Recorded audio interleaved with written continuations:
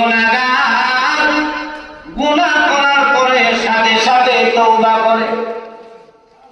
গুনাহ এখনই করে ফেলেছি, সাথে সাথে বুঝতে পেরেছে আল্লাহ আমি গুনাহ করে ফেলেছি, সাথে সাথে যদি তওবা করে ওই গুনাহগার লোকটা গুনার জন্য সাথে সাথে তওবা করার কারণে সে আল্লাহর কাছে প্রিয় হয়ে যায়। কিন্তু আমরা আজকে গুনাহ করতেছি, এখন যদি ফকির দুই বসাতে হাতে 2 টাকা দেয়, ফকির আমার হাতেই লাগে না। ফকির এখন 2 টাকা দিলে কি কর, এটা আমাদের হাতেই লাগে না। চিন্তা নিলামে এমন হয়ে গেছে মানুষের চোখে এখন গুনাই লাগে না, গুনাহ করতেই আছে। আপনাদের এখন ঠিক কিনা? নামাজ পড়ে না, সুদ খায়, ঘুষ খায়, গাঁজা খায়, বিড়ি খায়, সিগারেট খায়, এটা গুনাই মনে করে না, মনে হলো এটা স্বাভাবিক চলতে আছে হাতের 2 টাকার মতো। কিন্তু আল্লাহ নবীর রাহমাতুল আলামিন উম্মতরা রে, যারা মুমিন হবে তাদের কাছে একটা গুনাহ এত ভারী মনে হবে যেন একটা গুনাহ তার উপরে পাহাড় হয়ে বসে আছে। আর যে ব্যক্তি বেঈমান তার কাছে মশার দানার মতো ভারী মনে হবে না গুনাহ, কারণ হে অভ্যস্ত হয়ে গেছে। গুনাহ করতে যদি মানুষ অভ্যস্ত হয়ে যায়, এক পর্যায়ে আল্লাহ রাব্বুল আলামিন তাকে পথভ্রষ্ট করে দেন। নাউযুবিল্লাহ বলেন। কিন্তু সাহাবায়ে কেরাম গুনাহ কইরা আবার এই গুনাহর উপরে অটল থাকেন নাই, তওবা করতেন কার কাছে? বড় আস্তে বলেন আল্লাহর নামটা, কার কাছে তওবা করতেন? আল্লাহর কাছে। এই জন্য যে কোনো গুনাহ করি না কেন তওবা করবো কার কাছে? আপনাদের ভাবনা কার কাছে?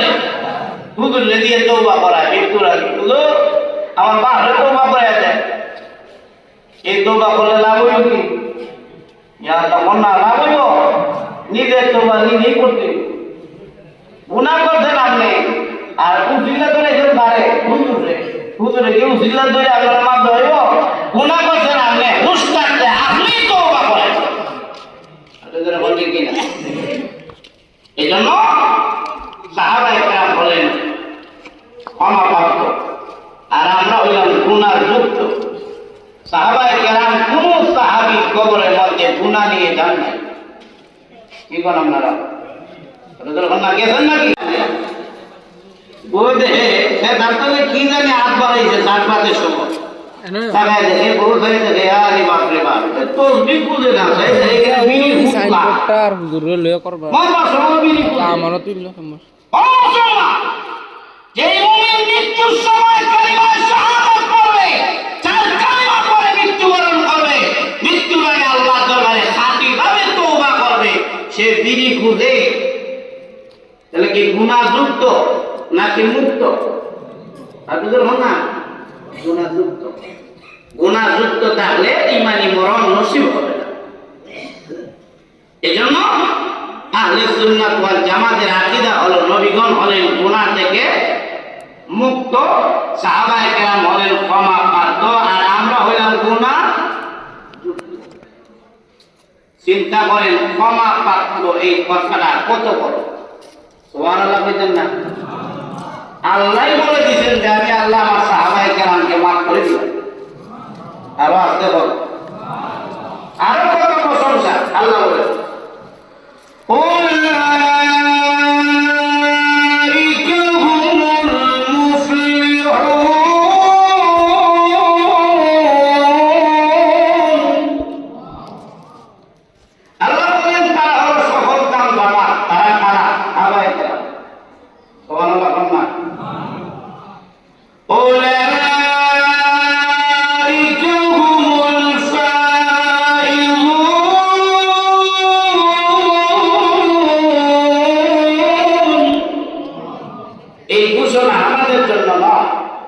সার্টিফিকেট আমাদের জন্য নয়, সাহাবায়ে কেরামের জন্য।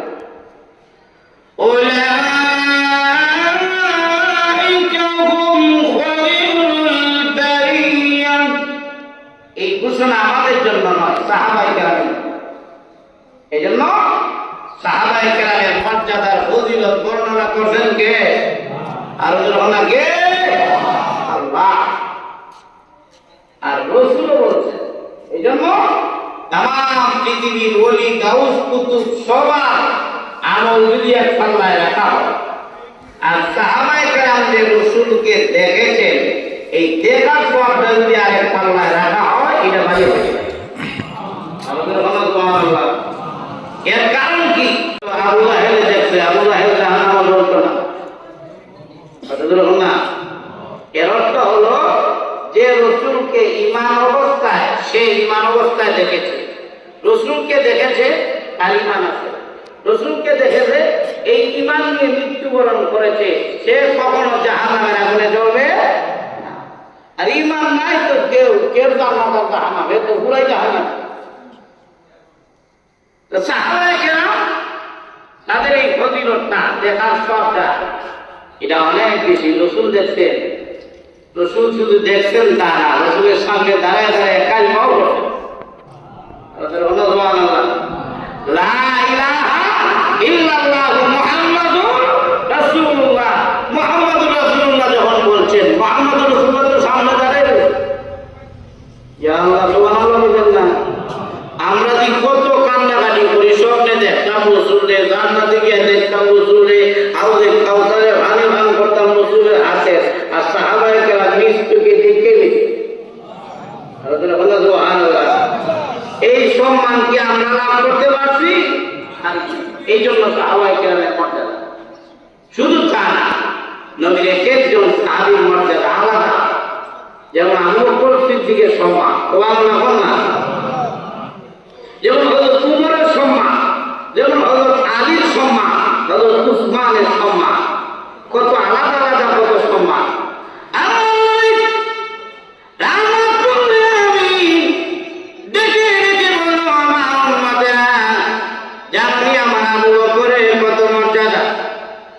জান্নাতের ভিতরে আমি নবীজি মেরাজের রজনীতে প্রবেশ করলাম। সাহাবীরা রে টাকা দেখি রে, জান্নাতের প্রধান গেটের মধ্যে আমি নবীজির নাম লেখা। আর বাস্তব সুবহানাল্লাহ। আরো ভিতরে প্রবেশ করলাম, টাকা দেখি জান্নাতের বাগানের গেটের মধ্যে আমি নবীজির নাম লেখা। জান্নাতের নহরের গেটের মধ্যে আমি নবীজির নাম লেখা। উম্মতেরা রে, জান্নাতের প্রতিটি পাতায় পাতায় লেখা আছে লা ইলাহা ইল্লাল্লাহু মুহাম্মাদুর রাসূলুল্লাহ সাল্লাল্লাহু আলাইহি ওয়াসাল্লাম। আল্লাহ নবী বলেন, জান্নাতের প্রতিটি অলিতে আমি নবীজি আমার নামটা দেখেছি। ও সাহাবীরা শুনে রাখো, আমার নামের নিচে আমার প্রিয় সাহাবী হযরত আবু বকর সিদ্দিকের নামটাও দেখেছি। আর হযরত উমর সম্পর্কে কি বলছেন? আম্মা আয়েশা সিদ্দিকা রাদিয়াল্লাহু তাআলা আল্লাহ নবী গো, ওই যে আকাশের মধ্যে অসংখ্য অগণিত লক্ষ লক্ষ তারকা দেখা যায়, আপনার উম্মতের মধ্যে এমন কেউ আসেনি যার আমলনামায় এত নেক আছে, এত সওয়াব আছে। আল্লাহ নবী ডাক দিয়ে বলেন, আয়েশা, এর চাইতে বেশি সওয়াব আছে আমার ওমরের আমলনামা। আম্মা জান আয়েশা চেহারাটা মলিন হয়ে গেছে। কেন? আমার আব্বার কথা দিয়ে কইলেন না, আমার আব্বাকে ভেদ করলেন না।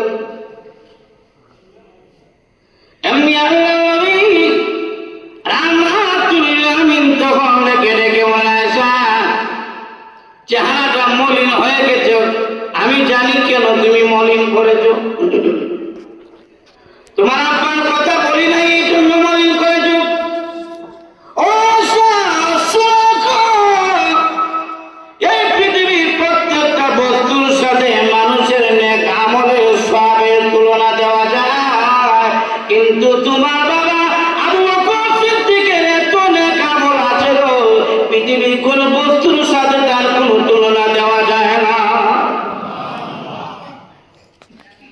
চিন্তা করেন আলাদা আলাদা ভাবে সাহাবায়ে কেরামের কত মর্যাদা। সুবহানাল্লাহ বলেন না? আল্লাহ নবী বিশ্বনবী রাহমাতুল আলামিন মেরাজের রজনীতে জান্নাতের ভিতরে ঢুকেছে। আল্লাহ নবী তো কোন জিনিসের প্রতি নবীজির কোন লোভ আছে নাকি আমরা মতো? আরে বাপরে বাপ, বিল্ডিং এটা দেখিয়া খুব সুন্দর, এরকম যদি একটা বানাই যাবো আল্লাহ, ও আল্লাহ মার্জি জানা আর একটা কে দে আল্লাহ, এর থেকে বড় একটা দেও। মানে পয়সা দেখলে বুঝা যায় মানুষ পুত্রিয়া জায়গা আরো বেশি তার খরচ হইত, রূপে হাফ আর ভাবে মরণ পায়। এখন মানুষের একটা রূপ একটা জিনিস থাকে, কিন্তু নবীজির ছিল নাকি? আরে দেখুন না, কিন্তু রাসূল বলেন জান্নাতের ভিতরে একটা বিল্ডিং দেখিয়া আমার রূপ লাগে গেছে। সুবহানাল্লাহ বলেন না? রাসূল সামনে যায়, এক কদম দুই কদম যাইতে যাইতে জান্নাতের কাছে গিয়ে জিজ্ঞাসা করেন, হে জান্নাতের প্রহরীরা, এই জান্নাতটা আল্লাহ কার জন্য বানাইছেন? সুবহানাল্লাহ বলেন না? কত আকর্ষক! জান্নাতের ভিতরে ফেরেশতা ডেকে বলে, আল্লাহ নবী গো, এই জান্নাত আল্লাহ বানাইছেন এক আরবীর জন্য। আল্লাহ নবী বলেন, আনা আরবী, আমিও তো আরবী, আমার লাগি নাকি? সুবহানাল্লাহ বলেন না?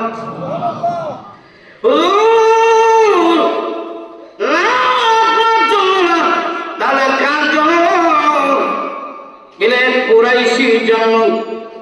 রাসূল বলে, আনা কুরাইশি, আমিও তো কুরাইশ বংশের লোক, আমার লেগে নাকি? তাহলে কার জন্য?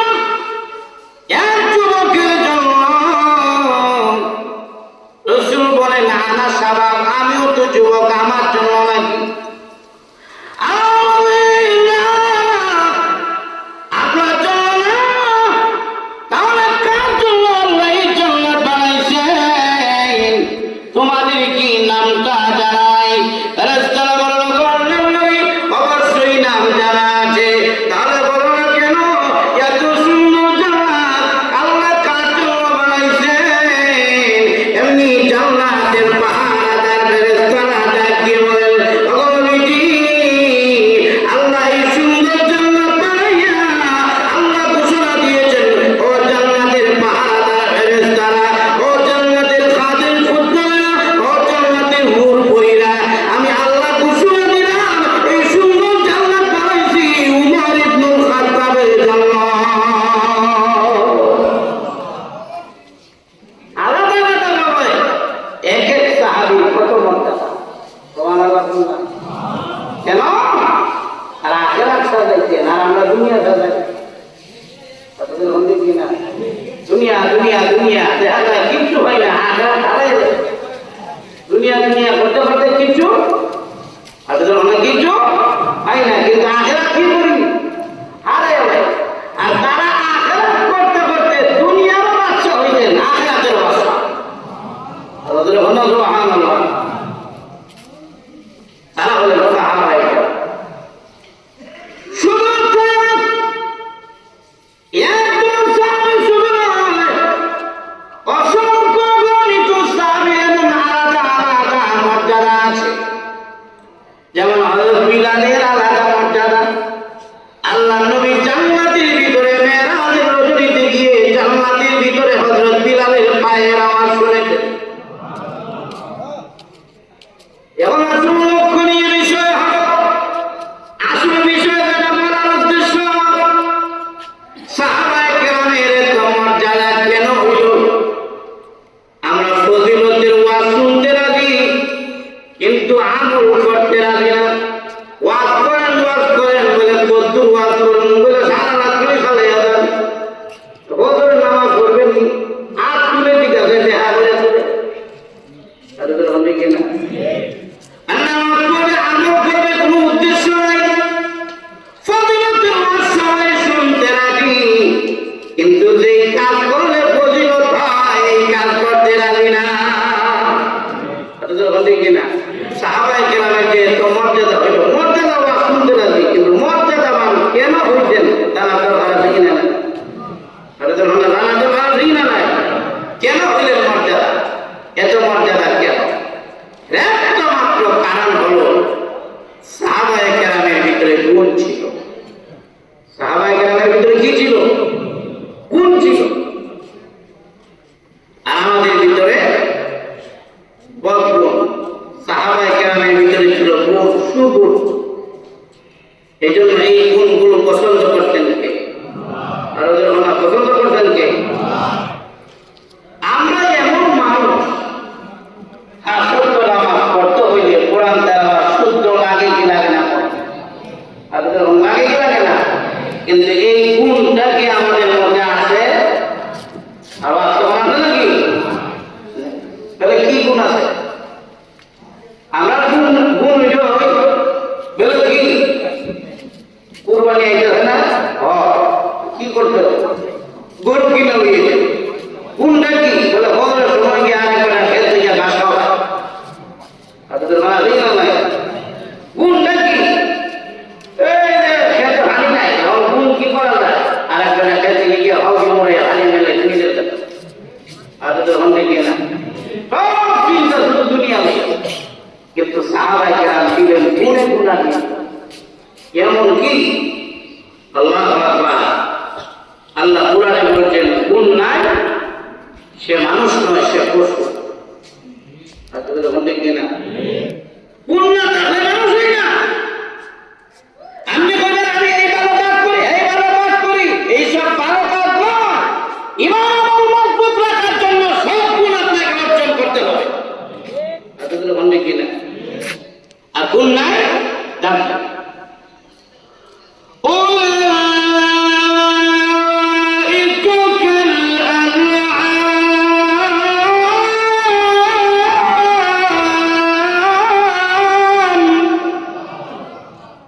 গুণ নাই তাহলে তো হসু কাজ করে আসল কি জানে? মানুষের ভিতরে এখন পশুত্বের আমল বিষয়ে দেখবেন একটা কুত্তা আর একটা কুত্তার সহ্য করতে হবে। আমার এলাকায় তুই বুঝতে দেখাইছে না হাড্ডিগুলো খাইছে। এক কুত্তা আর এক কুত্তার দেখতে দেখে এমন হিংসা, দৌড়ানি তোলা, দৌড় দেওয়া, খাবারে ঠিক তেমনি ভাবে মানুষের মধ্যে এত পশুত্ব করতে কারো বাড়ি কাছে যদি কারো বাড়ি আসে দেখবেন নাক দেখে হিলে রয় না, কুত্তার কথা মানুষ রেখে দেয়। এইসব গুণ দিয়ে মানুষ হওয়া যায় না। সাহাবায়ে কেরামের ভিতরে এমন গুণ ছিল, আল্লাহু আকবার। এক সাহাবীকে রাসূল বলেন তুমি একটু কোরআন তেলাওয়াত করে শোনাও তো। সুবহানাল্লাহ বলো না? উস্তাদ যদি ছাত্রকে বলে তুমি একটু কোরআন তেলাওয়াত করে শোনাও, তাহলে ছাত্র তেলাওয়াত সুন্দর।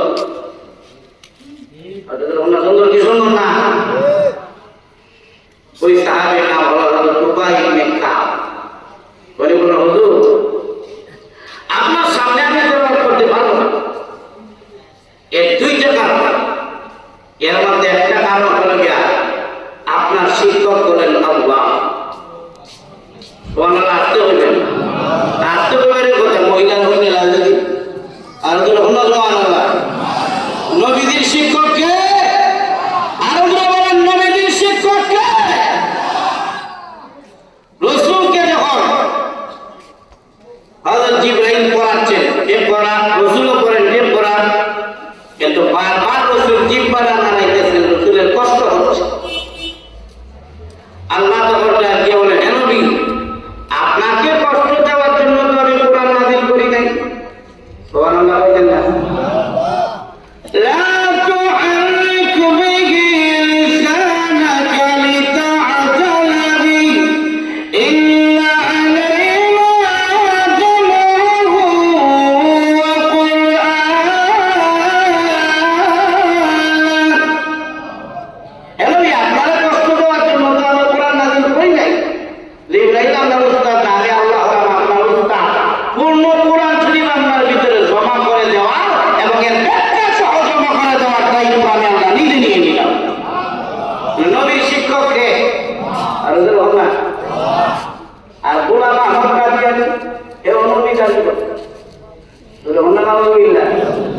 তিনবার মেট্রিক হয়ে কবার মেট্রিক হয়ে অথচ পৃথিবীর কোন নবী কারো কাছে পড়ালেখা করতে পারবে? আচ্ছা, নবী যদি কারো কাছে পড়ালেখা করেন, দুনিয়ার কারো কাছে, তার কাছে পড়ালেখা করছেন, উনি তো বড় নবীকে বড়। যদি আরেকজনের কাছে পড়ালেখা করে, তাহলে গোলাম আহমদ কাদিয়ানী তিনবার মেট্রিকে হয়ে নিছে, এ কি নবী না বন্ধ? আল্লাহ আস্তে বলে নবী না বন্ধ? আর আল্লাহ তো পরিষ্কার ঘোষণা, মা কানা মা কানা মুহাম্মাদুন আবা আহাদিন মিন রিজালিকুম ওয়ালাকিন রাসূলুল্লাহি ওয়া খাতামান নাবিয়্যিন।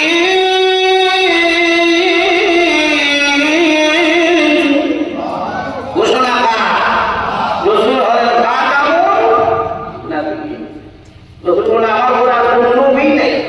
গোলাম আহমদ কাদিয়ানী সে দাবি করেছে সে হলো নবী, সে নবী নয়, সে হলো ভণ্ড।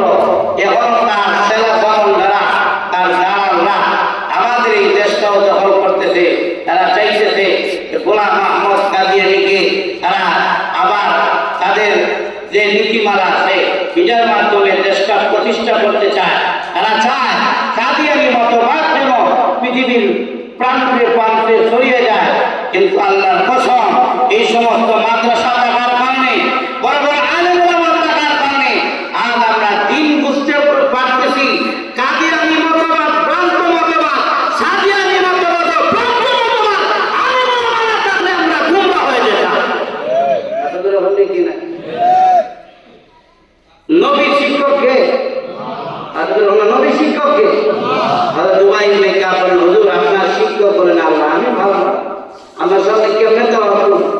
2 নম্বর কত হইল গিয়া, নবী গো আপনার কাছে কোরআন নাযিল হয়েছে। সুবহানাল্লাহ। হুজুর আমি পারবো না। রাসূল এক পর্যায়ে বলেন, ও ভাই ইবনে কাব, কোরআন তেলাওয়াত করে শোনাও, কারণ স্বয়ং আল্লাহ নিজে তোমার তেলাওয়াতটা পছন্দ করেছে।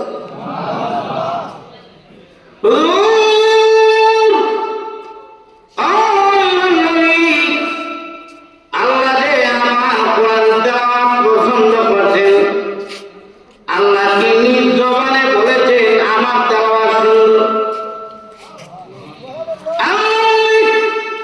বিশ্বনবী রাহমাতুল আলামিনকে ডেকে বলেন, হে উবাই ইবনে কাব, স্বয়ং আল্লাহ নিজ জবানে বলেছেন তোমার তেলাওয়াত সুন্দর। হযরত উবাই ইবনে কাব আনন্দে চোখের পানি ছেড়ে দিয়েছেন, ডেকে ডেকে বলেন, আল্লাহ নবী গো, যেখানে আল্লাহ বলেছেন আমার তেলাওয়াত সুন্দর, আমার মতো গোলামের জীবন ধন্য হয়ে গেছে।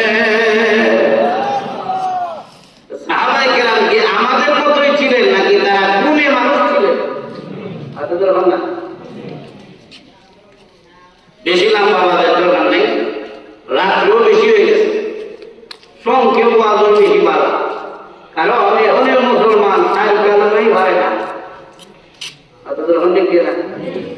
এখনের মুসলমান কি কালেমা হয় না, চার কালেমাই বারো বেশি করে হয় না। এই জন্য বেশি ওয়াজ হইলে মনে থাকে না। আপনাদের হল কি না? বাস্তব না অবাস্তব? বেশি ওয়াজ হইলে কি থাকে না, মনে থাকে না। কিন্তু এরপরও বেশি ওয়াজ কেন দরকার? শাস্ত্র যদি আপনি শোনো করেন তাহলে ওয়াজ হবে না। আপনাদের হল না? খেত খামার যদি আপনি সারা বছরই থাকেন, তো ওয়াজ কি একদিন দেওয়া যায় না? আপনাদের হল দেওয়া যায় কি যায় না? না, এরপরও সংক্ষেপ ওয়াজ ভালো। কারণ বেশি ওয়াজ শুনতে শুনতে মানুষের পেট হয়ে এটার জায়গা থাকে না, সব চাইতে চাইতে কিছু হয়ে থাকে। হল না? এর হুজুর বুঝে গেছে একবারই দাওয়াত খাইতো। তো হুজুর দাওয়াত খাওয়ার জন্য গেছে, জিজ্ঞাসা করছে, তোর বাড়িতে দাওয়াত খাইতে না, তুই কি নামাজ পড়ো? হে ওইটা মাঝে মাঝে পড়ি। মাঝে মাঝে কোন নামাজ আছে? আর যখন না নাম মাঝে মাঝে নামাজ আছে নাকি? হুজুর মাঝে মাঝে পড়ি।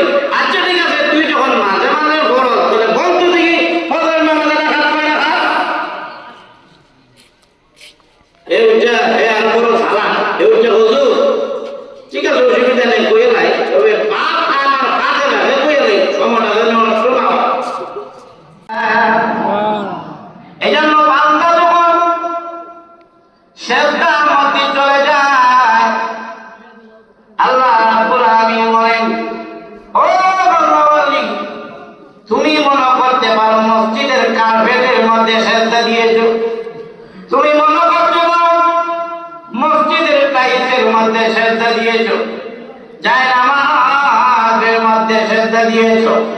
আল্লাহ বলেন বান্দা রে, না না, তুই যখন কাটিভাবে সেজদা দেস, আমি মহান আল্লাহ তোর কপালের নিচে আমার কুদরতি পাখানা তুলে ধরে রাখি। কপালের দাম আছে কিনা নাই?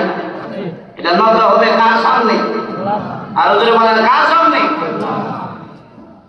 আল্লাহ সম্মান দেখানোর জন্য যদি ভিন্ন কোন মাখলুকের সামনে এই চেহারা এবং মাথা নত করেন, গুনাহ হবে। শিরক। কি হবে? যদি ঘুমাই গেছে কি হবে? যদি আল্লাহ ছাড়া সম্মান দেখানোর জন্য ভিন্ন মাখলুকের সামনে মাথা নত করেন, গুনাহটা কি হবে?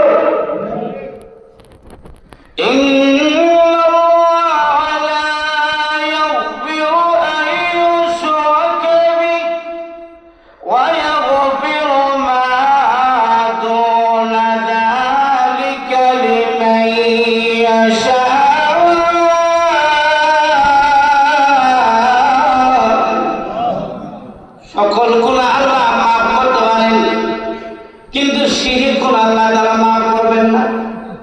নাউযুবিল্লাহ বলেন না। এজন্য এই মাথা নত হবে কার সামনে? হযরত জাফর বলেন, ইয়া রাসূলুল্লাহ, জিন্দেগিতে কোনোদিন আল্লাহ ছাড়া কারো সামনে মাথা নত করি নাই। সুবহানাল্লাহ বলেন। তাহলে যুবক সমাজ অঙ্গীকার, আল্লাহ ছাড়া কারো সামনে এই মাথা নত হবে আর দুই মাথা নত হবে না। 2 নম্বর, হযরত জাফর বলেন, জিন্দেগিতে কোনদিন মদ পান করি নাই। সুবহানাল্লাহ। সমাজের মধ্যে মজবুর আছে কিনা? মজবুর আছে কিনা? মদ খাওয়া আর মুখ খাওয়া মানুষ দুটোটাই হারাম। কিনা? তবে আমার মনে হয় ঠান্ডা কিনে দুটোটা বিষয় খায়, দুটোটাই হারাম।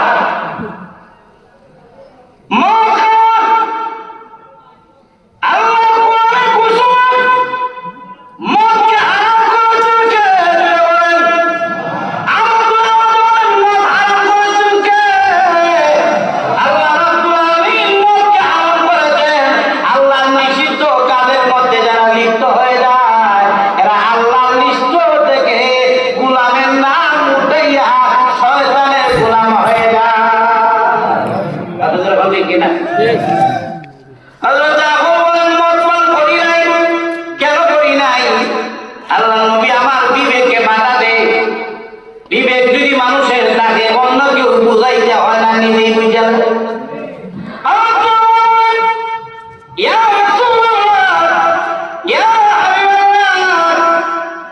আমার বিবেকে বাধা দেয়, এই জন্য মদ পান করি না।